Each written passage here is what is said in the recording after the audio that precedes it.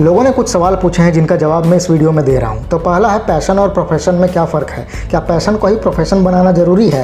तो देखो, पैशन और प्रोफेशन कभी कभी एक जैसे भी होते हैं और अलग भी होते हैं। पैशन वो है जिससे तुम्हें मन की खुशी और उत्साह मिलता है, लेकिन जब उसी पैशन को प्रोफेशन बना लिया जाता है तो उसके साथ जिम्मेदारियाँ, समय की पाबंदी और दबाव भी आ जाते हैं। जैसे मुझे लिखना बहुत पसंद है, लेकिन जब रोज़ यही काम बन जाए तो कभी कभी वही मजेदार काम बोझ लगने लगता है। इसका मतलब ये नहीं है कि पैशन को छोड़ देना चाहिए। बात बस इतनी सी है कि अगर अपने पैशन को प्रोफेशन बनाना है तो उसके कठिन और उबाऊ हिस्सों को भी अपनाना होगा।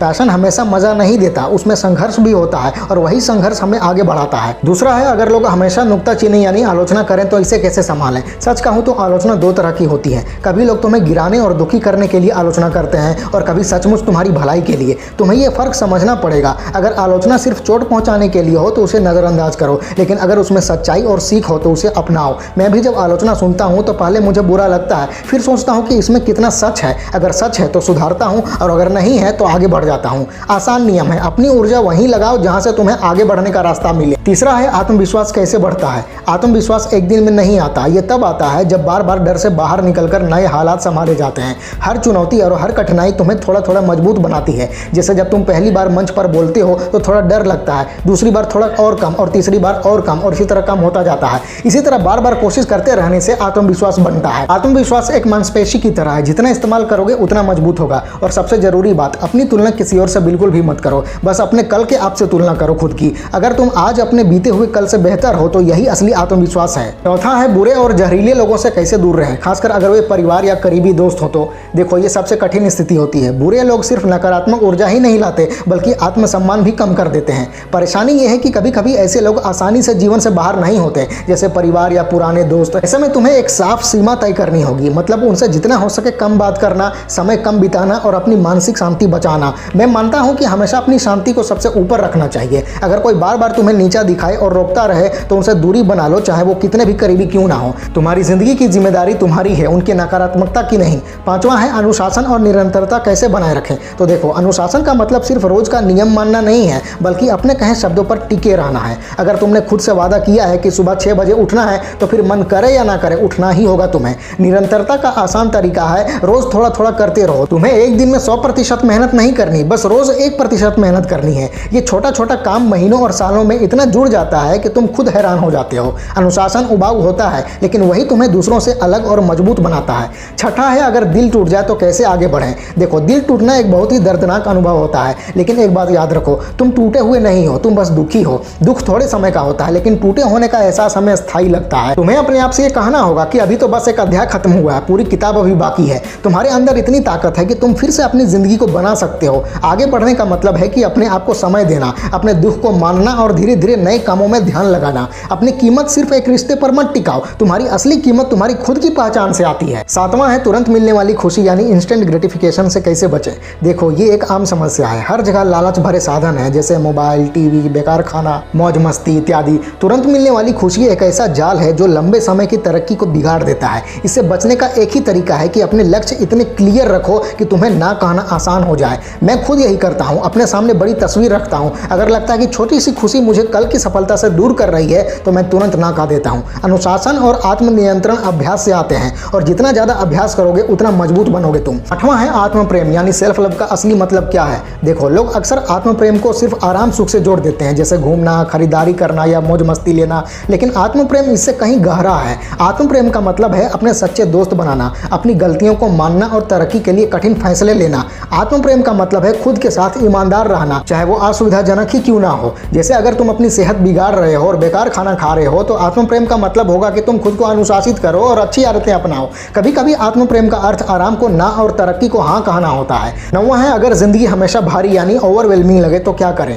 देखो, मुझे भी कभी कभी लगता है कि जिंदगी इतनी तेज भाग रही है कि मैं संभाल नहीं पा रहा। ऐसा समय में मैं एक आसान काम करता हूँ, सब कुछ लिख लेता हूँ। कलम और कागज उठाओ और लिखो कि तुम्हें सच में क्या परेशान कर रहा है। इससे तुरंत साफ हो जाता है कि कौन सी चीज़ तुम्हारे हाथ में है और कौन सी चीज़ नहीं है। फिर अपनी ऊर्जा उन्हीं बातों पर लगाओ जो तुम्हारे बस में है। एक्चुअल में तनाव तब बढ़ता है जब हम अपने काम से भागते हैं, लेकिन जब काम करना शुरू करते हैं तो तनाव अपने आप ही कम होने लगता है। 10वां है, अध्यात्म कैसे अपनाएं। देखो, अध्यात्म का मतलब सिर्फ योग या ध्यान करना नहीं है। अध्यात्म का असली मतलब है हर पल में मौजूद रहना और अपनी समझ और सजगता को मजबूत करना। जैसे जो भी काम कर रहे हो उसे पूरे मन से करो। अगर तुम खाना भी पूरी तन्मयता से खाते हो तो उसका स्वाद महसूस करते हो, तो वो भी ध्यान ही है। अध्यात्म का मतलब है अहंकार को छोटा करना और आभार महसूस करना। हर दिन किसी न किसी छोटी चीज के लिए धन्यवाद कहना भी अध्यात्म की ही साधना है। 11वां है नकारात्मक विचारों को कैसे काबू करें। देखो, सबके मन में नकारात्मक विचार आते हैं, मेरे भी। फर्क बस इतना है कि तुम उन विचारों के साथ क्या करते हो। अगर बार बार उन्हीं को बढ़ावा दोगे तो वो और मजबूत हो जाएंगे। मैं एक आसान तरीका अपनाता हूँ। जब भी नकारात्मक विचार आते हैं मैं उन्हें लिख लेता हूँ और उनके सामने सकारात्मक कदम रखने की योजना बनाता हूँ। नकारात्मक विचार हमेशा रहेंगे, लेकिन उनसे चिपके मत रहो। अपने दिमाग को बार बार याद दिलाओ कि समस्या पर नहीं, समाधान पर ध्यान देना है। 12वां है खुशी को कैसे समझें। देखो, खुशी कोई मंजिल नहीं है, ये एक सफर है। हमें लगता है कि कोई खास लक्ष्य पाकर खुशी मिलेगी, लेकिन जैसा ही वो पूरा होता है हमें अगला चाहिए होता है। खुशी का असली मतलब है सफर का मजा लेना। जब तुम प्रक्रिया का मजा लेते हो, अपनी छोटी छोटी जीतों को मनाते हो, तभी सच्ची खुशी मिलती है तुम्हें। जिंदगी का आसान सूत्र है आभार जोड़ तरक्की इक्वल्स खुशी। 13वां सवाल है कभी कभी लगता है कि मैं अपनी जिंदगी में कुछ बड़ा नहीं कर पाऊंगा। ऐसे नकारात्मक विचारों को कैसे काबू करूं। देखो, दिमाग में बुरे या नकारात्मक विचार आना बिल्कुल सामान्य है। हर इंसान के मन में कभी न कभी शक और डर आते ही हैं, लेकिन असली बात यह है कि तुम उन विचारों को कितनी देर तक मन में जगा देते हो। यही तुम्हारी जिंदगी का रास्ता तय करता है। अपने दिमाग को एक ट्रैफिक सिग्नल समझो। जैसे लाल बत्ती रुको का इशारा करती है, वैसे ही जब नकारात्मक सोच आए तो तुरंत अपनी नजर हरी बत्ती पर डाल दो, यानी सकारात्मक सोच पर ध्यान दो। ये आदत 1-2 मिनट में नहीं आएगी, लेकिन धीरे धीरे तुम अपने मन के मालिक बन जाओगे। याद रखो, तुम्हारे अंदर 2 आवाजें चलती है, एक कहती है तुमसे नहीं होगा और दूसरी कहती है तुमसे होगा। फैसला तुम्हें करना है कि तुम्हें किस आवाज को सुनना है और किस पे चलना है। 14वां सवाल है मुझे अपने लक्ष्य तय करने में दिक्कत होती है, मैं कैसे समझूं कि मुझे जिंदगी में क्या चाहिए। देखो, अक्सर हम लोग अपने लक्ष्य समाज या दूसरों के दबाव में बना लेते हैं कि उसने पढ़ाई में ये किया तो मुझे भी वही करना चाहिए, उसने व्यापार शुरू किया तो मुझे भी वही करना चाहिए। लेकिन असली लक्ष्य वही होता है जो तुम्हारे दिल को खुशी दे, जो तुम्हें रात भर जगाए और सुबह जल्दी उठने पर मजबूर करे। अपने लक्ष्य पहचानने के लिए अपने आप से 3 सवाल पूछो।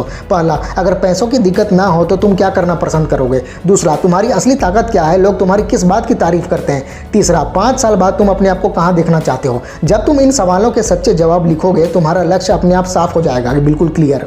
15वां सवाल है ध्यान भटकता बहुत है, खासकर फोन और सोशल मीडिया की वजह से, इनसे कैसे बचूं मैं। देखो, सबसे पहले समझ लो कि ध्यान भटकना बाहर से नहीं आता, ये तुम्हारे अंदर से आता है। फोन या सोशल मीडिया सिर्फ एक साधन है, असली समस्या तुम्हारी एकाग्रता है। अगर तुम्हें अपना ध्यान मजबूत करना है तो दिन के 2-3 घंटे ऐसे बनाओ जब फोन तुमसे दूर रहे और तुम सिर्फ अपने काम पर ध्यान दो। दूसरा, दिन का एक पक्का समय सारणी बनाओ, यानी रूटीन, जिसमें साफ साफ लिखा हो कि किस समय क्या करना है तुम्हें। जब तुम्हारी दिनचर्या मजबूत होगी तो ध्यान भटकने की जगह अनुशासन आ जाएगा। और हमेशा याद रखो, फोन तुम्हारा नौकर है, मालिक नहीं। 16वां है कभी कभी लगता है कि मैं अपने दोस्तों से पीछे रह गया हूँ, वो लोग जिंदगी में आगे निकल गए हैं और मैं अभी भी वहीं हूँ। इस एहसास को कैसे संभालूं। देखो, दूसरों से तुलना करना एक ऐसी आग है जो तुम्हें अंदर से जलाती रहती है। अगर तुम दोस्तों को देखकर सोचोगे कि वो आगे निकल गए और तुम पीछे रह गए तो तुम अपनी प्रगति को कैसे समझोगे। हर इंसान की यात्रा अलग होती है यार, हर किसी का समय अलग होता है। जैसे कुछ फूल गर्मी में खिलते हैं और कुछ सर्दियों में। इसका मतलब ये नहीं कि देर से खिलने वाला फूल कम सुंदर है। बस अपने रास्ते पर ध्यान दो, अपनी गति बनाए रखो और अपनी प्रगति पर गर्व करो।